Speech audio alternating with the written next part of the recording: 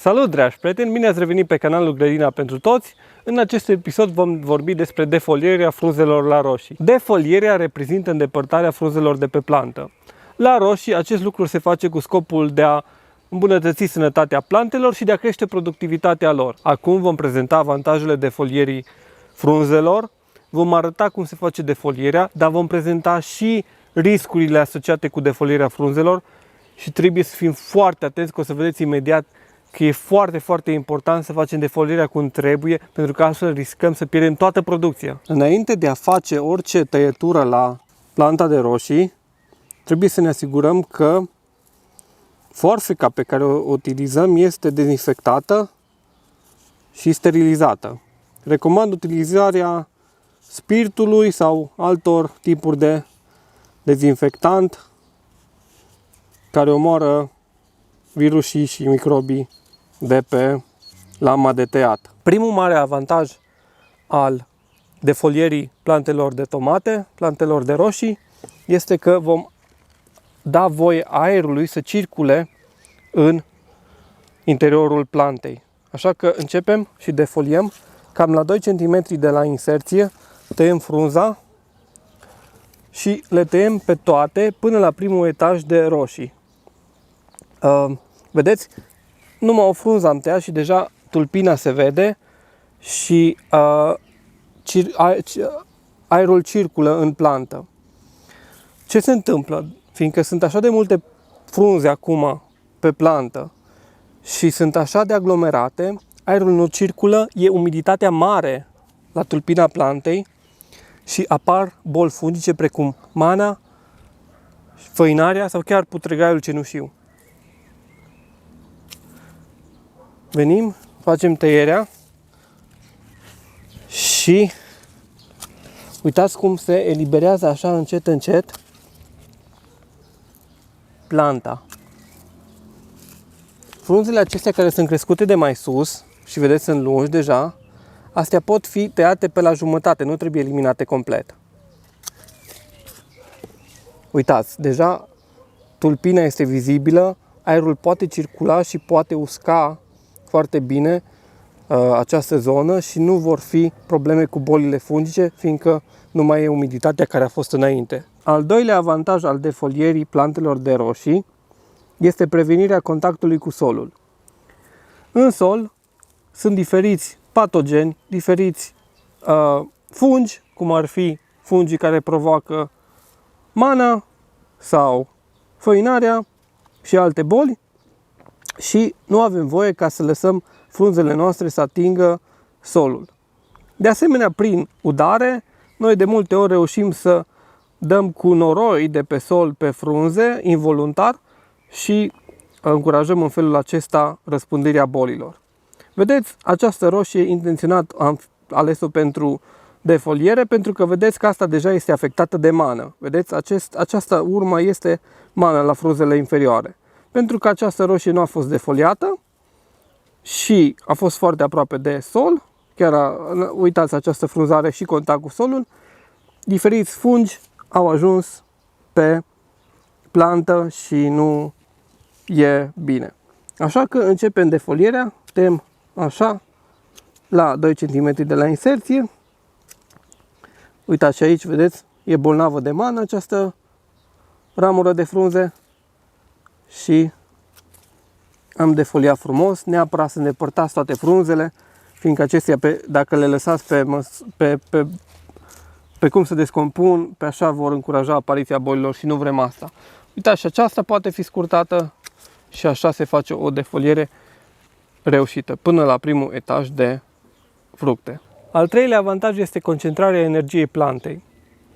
Prin faptul că noi defoliem frunzele din partea inferioară a plantei, energia plantei merge către dezvoltarea fructelor și creșterea frunzelor care sunt în partea superioară a plantei și aceste frunze sunt mult mai eficiente din punct de vedere al fotosintezei decât cele inferioare. De asemenea, aceste tăieturi la partea inferioară a plantei induce un mic stres plantei care o face să se concentreze pe producerea de roșii mai repede. Acum haideți să discutăm despre riscurile aferente defolierii plantelor de tomate. Primul risc ar fi stresul plantei. Defolierea excesivă a frunzelor de pe plantă poate să inducă plantei un stres mare și poate să o slăbească în lupta ei contra bolilor și contra dăunătorilor.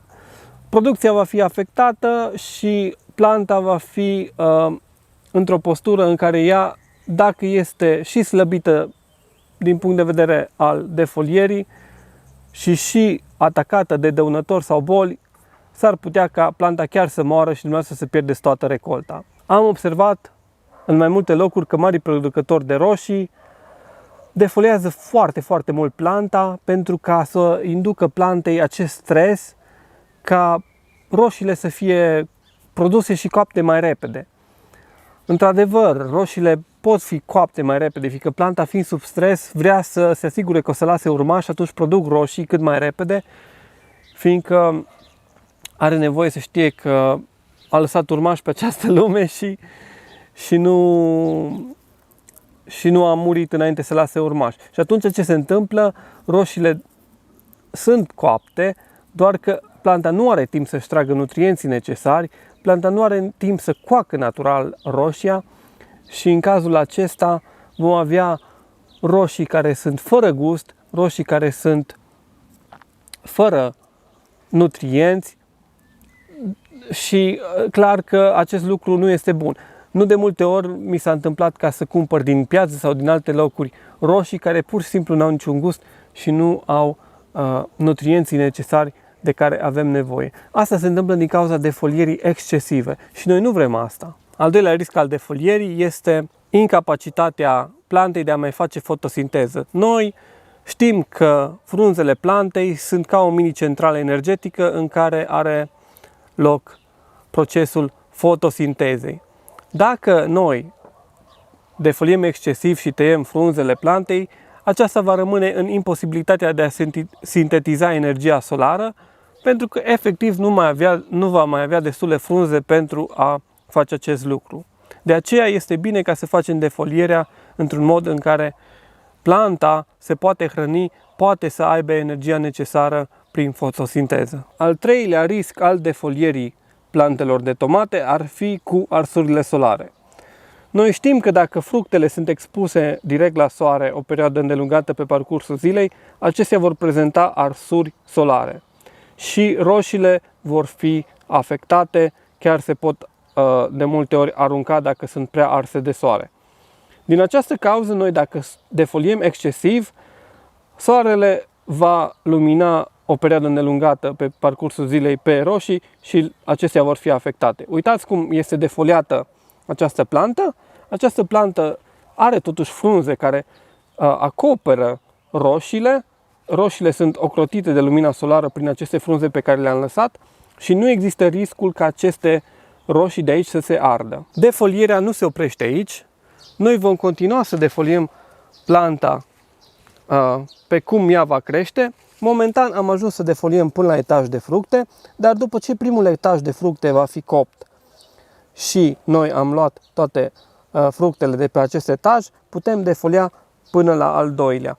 Și ar fi ceva de genul, vedeți planta, încercați să vă imaginați planta crescută până aici, până la capăt și planta va fi defoliată cam până aici, până la al doilea etaj de fructe și restul vor fi frunze care se vor ocupa în continuare de fotosinteză.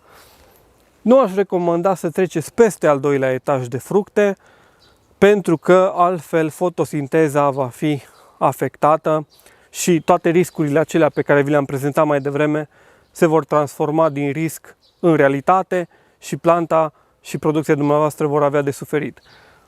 Primul etaj este defoliat când ajungeți la producție la al doilea, defoliați până la al doilea, după ce ați cules primul etaj și apoi vă opriți, nu mai defoliați nimic din plantă. Mulțumesc că ai urmărit până acum acest video, dacă ți-a plăcut te rog să-i dai un like, abonează-te pentru a vedea cât mai multe episoade de acest gen pe acest canal, apasă și clopoțelul de notificări să fie anunțat de fiecare dată când scot un video nou și împărtășește acest video și cu un prieten precis are nevoie de această informație. Ne vedem la episodul următor, vă salut, la revedere!